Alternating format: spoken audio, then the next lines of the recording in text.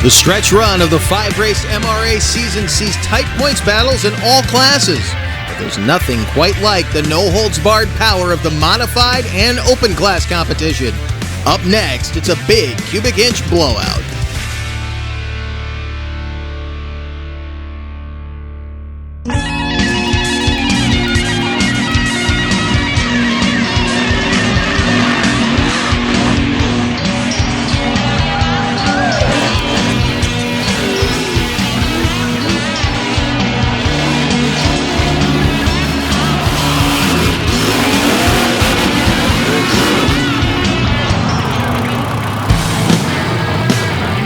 Welcome one more time to the Heat of the South here in Gore Springs, Mississippi. Actually, the weather's been pretty kind to us today, as long as you stayed inside and in the air conditioning, but that's why we race out here under the lights. The open paddle tire class, the big blower motors taken to the track, and as you see, one guy not going to be here. In fact, Billy Fling, the 2021 cut and paddle tire champion in this class, is out for the year after a massive engine explosion. They thought about re-sleeving that cylinder. You can see the scored cylinder wall, but cooked it too badly and didn't want to do further engine damage. They're going to take it back home and refresh it for 2024. So we'll see where he ends up in the points. And this guy who we didn't think we'd see back in action, but we did see him fire it up a little bit earlier in the pits, test forward and reverse, and the concentration on his face tells the tale. They were a little bit leery as to whether this car would make the starting line, but Travis Shoemaker and his father Neil will be back in action here tonight in the paddle tire class. Now, talking about the points in the Dan Richter Open Paddles, Kevin Harrison with a 70-point lead on Jim Ingram, but that could close up here this weekend. Billy Fling, who he said is out of it now for the year, he's hopefully going to hang in that top 5, but keep your eye on Steve Renaud and Mark Riggin. This weekend is going to be very important to them in the points, as is it for this man, Tyler Coolidge, out of Two Harbors, Minnesota, in the 500 cubic inch Alan Johnson Performance Engine powered Nightmare 6, racing in the dirt chassis, staging up alongside one of the best in the Lone Star State, to that beautiful ruby red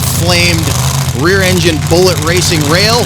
That is Mark Riggin out of Lockhart, Texas. Another bad habit, 526 cubic inch Hemi horsepower in that one. Should be a good pairing to start things off. Red flames on the starting line, with very different concepts in chassis development. We'll see who can take the top spot. The first pairing of the night here at DT's. And a walk on the wild side to open up action.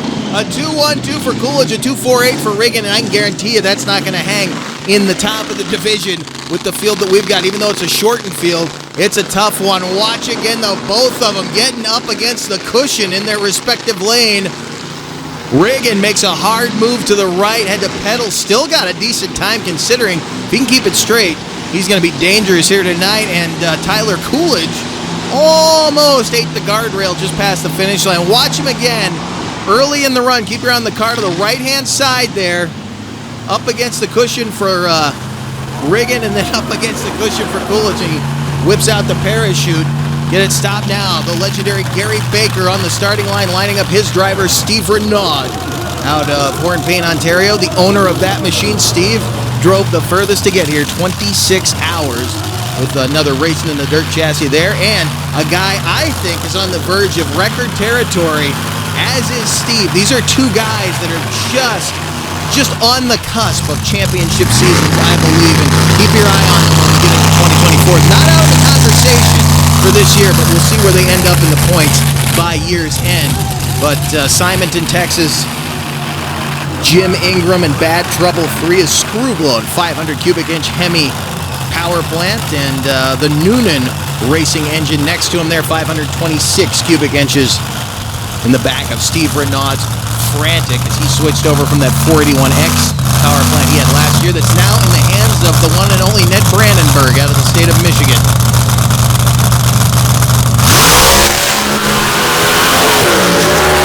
On a killer pass, a 198 for Steve Renaud. Ingram with problems on the run, not what he was looking for at all, but Renaud was flying down through there. Remember, the record in this class on 200 feet is a 195. with a 1. So that's what they're in the hunt for tonight, and believe me, every car in this class is capable of getting the job done there. If you look at it one more time from the end zone, you can see Ingram having some trouble moving off to the right-hand side of the lane. Renaud making a pretty straight pass down through there as the vehicle that was kind of unfortunate here last night, Germansville, Pennsylvania's Travis Shoemaker in the high roller. One of the Keystone State's finest families of mud racing, now dirt drag, stages side by side with the hometown hero, Kevin Harrison, from right down the road in Grenada, Mississippi. This is his home track. He has had some terrible luck here over the years. Last year, he actually wrecked this car. He got into the rail, got airborne, bent the chassis, and then started setting national records. And I don't know what it was, but maybe the toe in there helped him just a little bit. We'll see what he has as he lines up side by side.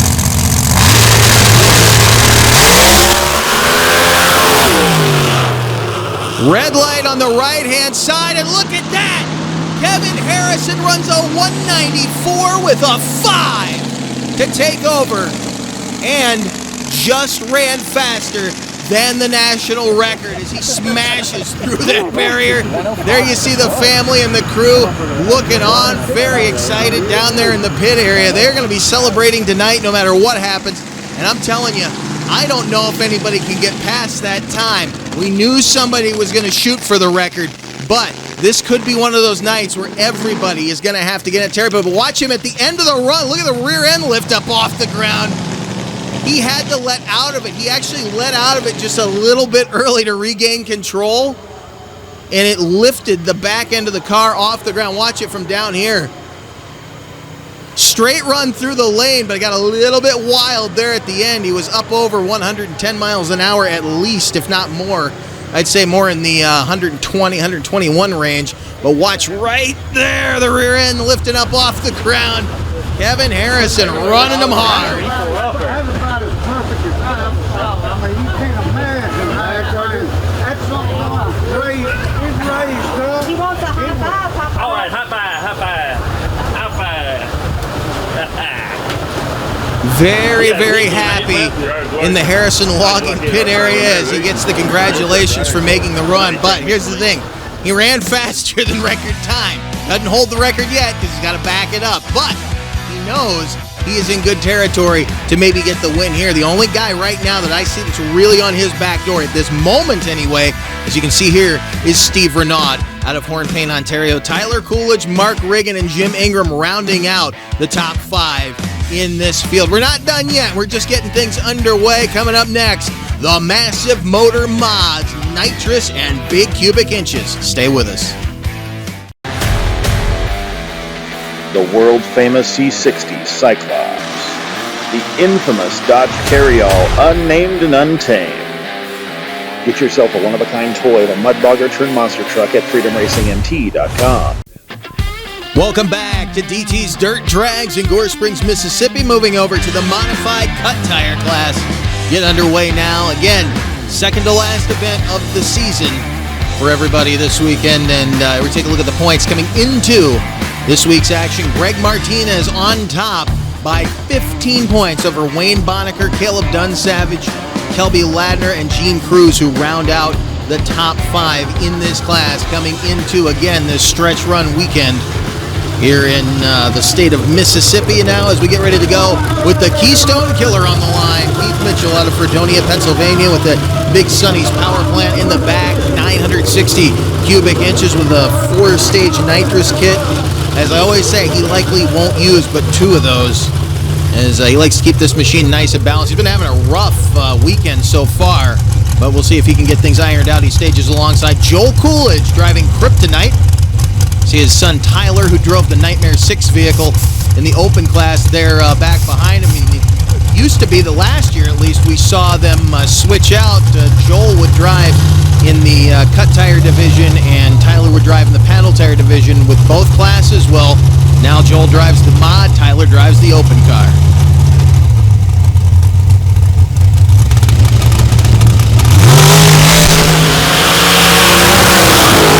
A little bit of trouble, it looked like, for Coolidge getting power to the ground. Mitchell, a 249 with a 2. And we've gotten to know that guy enough to know he's not going to be too happy with that run. He starts off clean. The car's in good shape. He's got some data he can figure out as he goes back. But that's a guy who likes to try to keep his machine running in record territory. Now, out of House Springs, Missouri, this is the nephew of the Bonacker clan of the two machines they have out this weekend. Havoc, that's Chris Bonacker. Beautiful Chevrolet on the line, going side by side with Virginia's own Richard Donovan, the yellow 87 CJ7 called Tiger. 454 cubic inch AMC power plant, so you know Barry Allen had his hands on that thing. It's a machine that's been rebuilt many times over the years, lined up alongside Chris Bonacker with a 705 cubic inch cast iron big block Chevrolet. I'm clearing the motor out right now. Bonacker running that Induction Solutions nitrous system, still trying to get that seat time and get used to driving, and we've seen him take some wild rides while he gets used to the seat time. Let's see what he's got here after a few runs he's got under him now.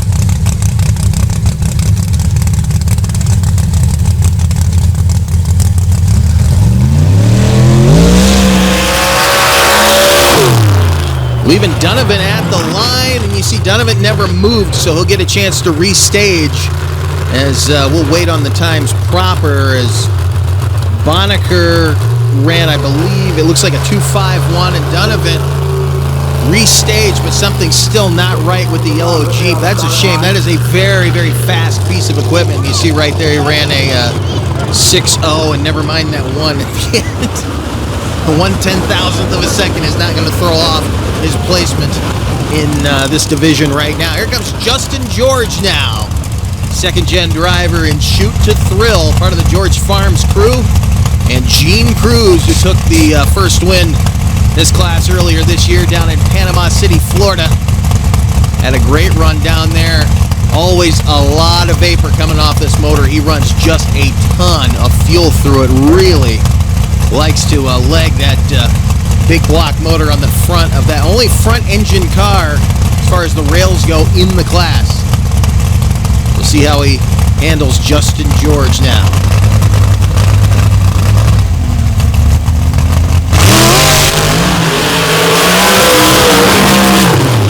Putting that Billy Albert power plant to work. 238 with a 7, 245 with a 7 for George.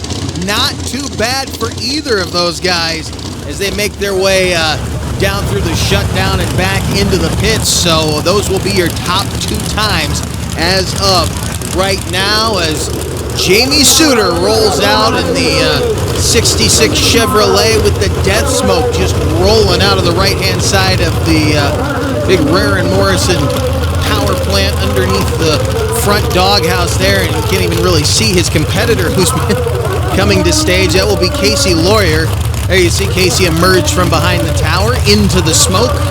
And he's in an interesting position right now in strategic attack. The 36 Chevrolet with a 712 cubic inch Steve Vance built big block Chevrolet. Jamie Suter with that 872 cubic inch Rare & Morrison power plant that normally runs so clean. Right now, he's just chugging smoke on the starting line. You see Lawyer purging the nitrous over there. That's what vapor you see on the other side. And look at that, you can't even see Casey in the other lane. I'm interested to know if that's affecting the sensors on the starting line right now, because that is a ton. That's a very dense cloud of smoke that we're seeing there. You see Lawyer coming into stage. We'll wait and see. Can Suter pull off a win with his motor running like this?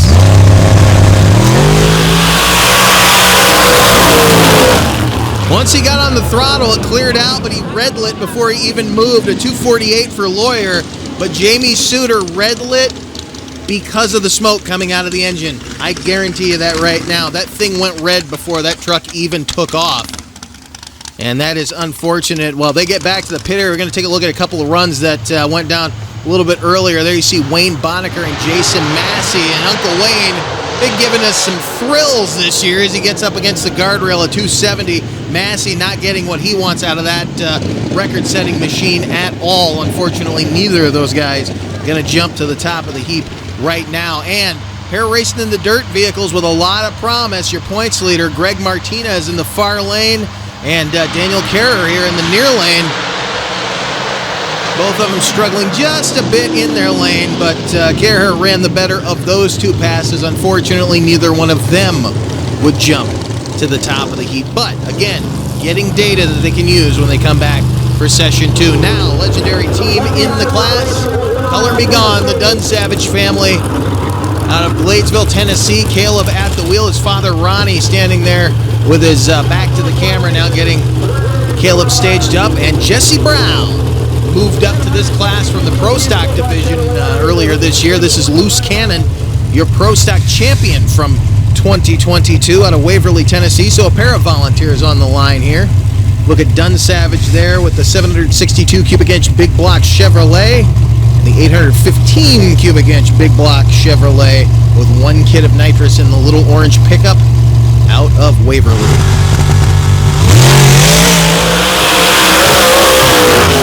Little buffeting in the rear end there for Dunn Savage cost him a little bit of time.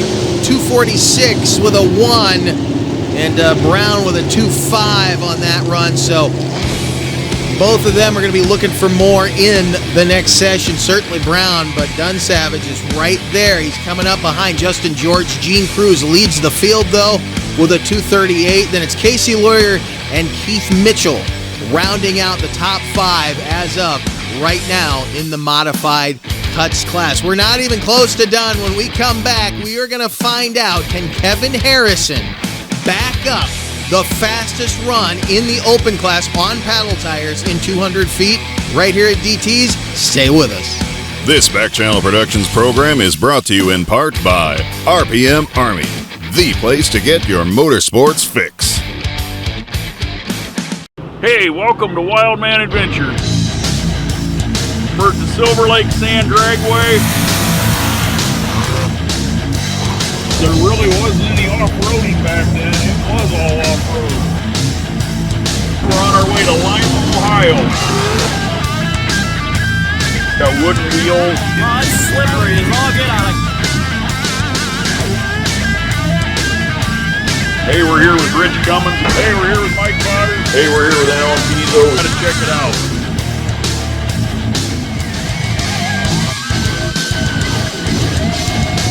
This week we're going to go down memory lane.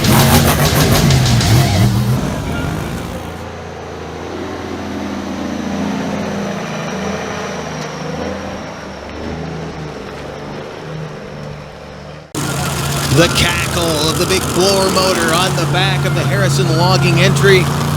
Never enough. The Eric Bidlack built rear engine rail from right down there about 5 minutes away in Grenada, Mississippi. They've got nothing to lose, and there you see high roller Travis Shoemaker on the line right now. Guy who came out of the modified division was super quick over there. We saw him take a win in the Class 4 race in Indianapolis in 2019 in both the cut and paddle tire division there. Now lining up with the man who just went the fastest on 200 feet of dirt with the paddle tires and the blower motor, that being Kevin Harrison, right there in Never Enough, again out of Grenada, Mississippi. 1:95 with a 1 was the time. You see Harrison backing up, didn't like the dirt he was in, said they have got this thing set on kill for this round. I said he had nothing to lose. I take that back. He's paying a 194. He's got a little bit to lose. He's likely going to take home the win here because these guys are going to have to go ultra fast to beat him. But let's see, Shoemaker and Harrison.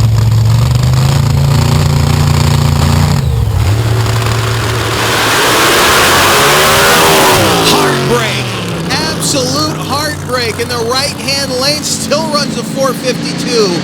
But something came apart. A 209 for Shoemaker.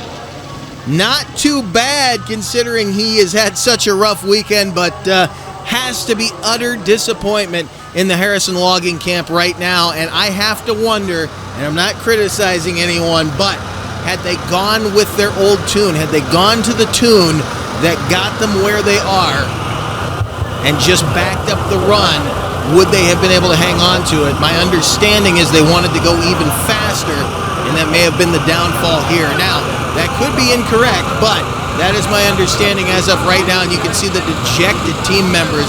And Will, actually, who drives in the OPS class normally, he'll be back next year with a brand new Mississippi Mafia ride vehicle that the original version of it they have since sold. But talk about a team with a lot on the horizon every single weekend. They never lay back. They never rely on what they did last week. And they apparently never rely on what they did in the round before, because they had that thing absolutely set to destroy the time that they laid down in session one. And unfortunately, it looks like it indeed backfired on them. I'm not sure if it was just simply a blower belt or the transmission came apart or what. He mentioned earlier on having a bit of a transmission leak, and I have to wonder if that came back to haunt them, as you see Jim Ingram's team on the line there looking for some good dirt. You see these guys up on the line with the sticks, with the screwdrivers, sometimes with the simple piece of wood, just jabbing at that dirt, trying to find exactly where they want to line up. You don't want it to be too soft, you don't want it to be too hard. You need a dirt that bonds and will allow the paddle something to get a hold of. And in the cut tire division, the same thing. You don't want to dig down and find a hard bottom. You'll just sit there and spin. You get too soft, you can actually dig through that, and you'll get a lot of wheel spin off of that. You can actually get it to the point that the chassis will sit down on the ground, and that can unload in a myriad of different ways, and that can be a disaster in and of itself. Right now, though, they're on some of the best dirt in the country here at DT's, and Steve Renaud might have a shot at that record territory. Ran a 198. His fastest time was right down there near the record. I believe it was a 196, so he's capable. Jim Ingram is capable. Let's see what these guys do. Texas in the near lane, Canada in the far lane.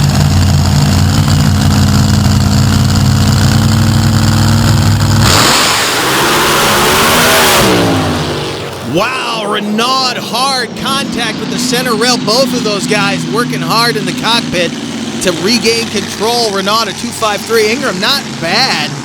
A 2.01 with a 7. Not what he was looking for, but considering the problems he was having, that's not a bad run at all. These guys looking for that good dirt. The track may be going away right now, but watch. Left of your screen.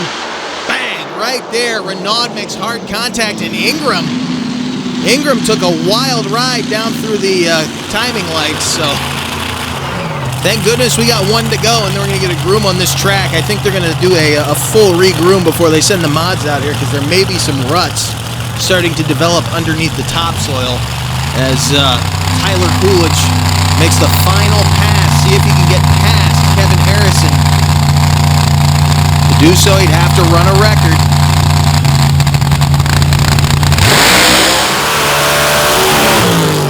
He was walking on the rear tires at 2.11 for Tyler Coolidge. Not going to do it, but he can't be too unhappy considering some of the disasters he's had here in the past. But Kevin Harrison, who takes the win out of this one, maintains his lead in the top of the field. Jim Ingram now 100 points back from him. Steve Renaud jumps up on Billy Fling. I said to keep your eye on that guy, even with the problems he had. Didn't do too badly coming out of here. Fling sits in the number 4 position, in danger of being overtaken by Mark Riggin.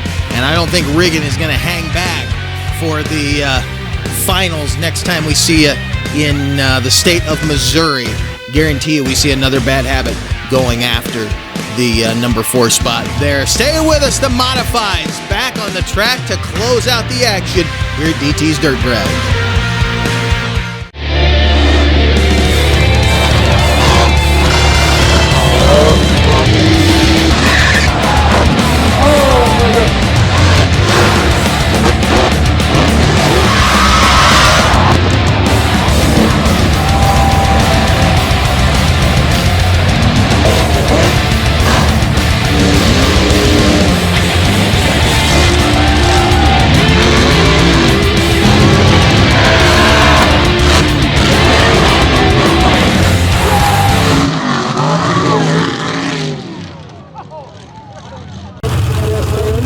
Hear the distinctive thump of the massive cubic inches, the nitrous-injected modified class. Coming to the line now, you see Jesse Brown out of Waverly, Tennessee in the Loose Cannon Chevrolet.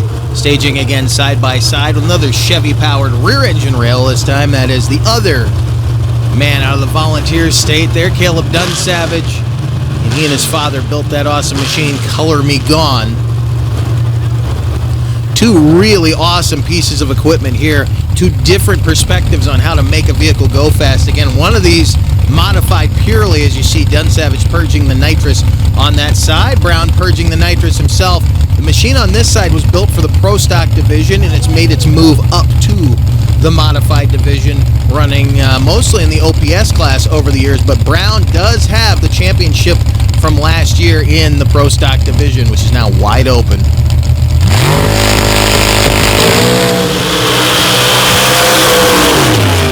Spitting a little flame there on the starting line. A couple backfires, a 259 for Brown, a 246 for Dunsavage. So it looks like Gene Cruz will continue to lead the charge here in Bad Intentions, the front engine rail from the state of Kentucky. The president of the second-rate race team of himself, Jason Massey, and I believe John Tomlin over the years now. It's just Cruz and Massey carrying on the name. We're going to look back at a couple runs from a little bit earlier in this class. Again, the points leader here in the near lane, Greg Martinez, still having some control issues with Scream, trying to get that seat time in, but he continues to lead the charge. Daniel Carrer, not what he wanted with a 277 in his second pass. Wayne Bonacker back on the line and self-inflicted, and I just talked about that guy, a record holder in the class, Jason Massey. Still not having the night he was hoping for. Got way over to the left-hand side. 270 to a 267 advantage. Wayne Bonacker. Still giving us some thrills and self-inflicted, but that's not what he wants to do. And finally, this pairing again, Casey Lawyer, this time on the left-hand side of the problem-stricken 66 Chevy of Jamie Suter. And Suter, serious problems on that run, and that engine is going to have to be torn down. A 252 for Lawyer as he will take it back to the trailer. And you see Suter heading off the track, dejected, but not totally out of it. And then one more run we'll give you a look at here. This is Chris Bonacker and Havoc we saw early in the class, and Richard Donovan. Donovan again with some problems on the line, but nowhere near as bad as he had in session one. A 249 with a 6 to a 26. Advantage Chris Bonacker. And then the final pairing we'll give you a look at here. The Keystone Killer, Keith Mitchell. Little pedal fest coming off the line. Neither one of those guys getting what they wanted out of that. Coolidge with big time problems at a 5.00. Mitchell at a 2.49.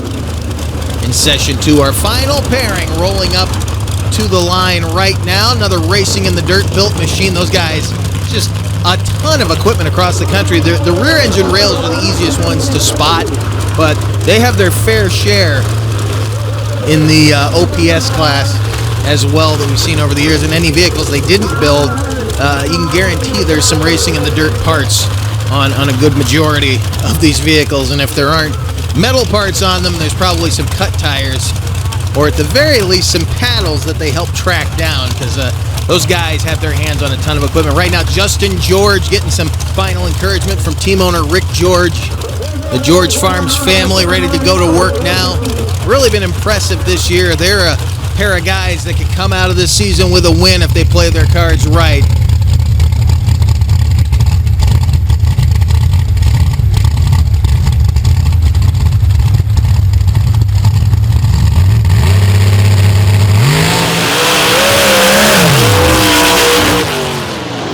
George a 252, Cruz a 2.4 with a 1, and it looks like that the final standings are going to stay exactly where they were after session one. One more look at it.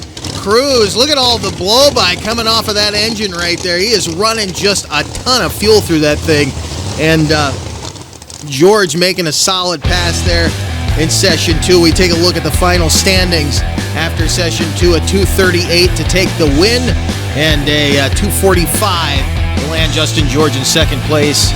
And take a look at the final points as of right now.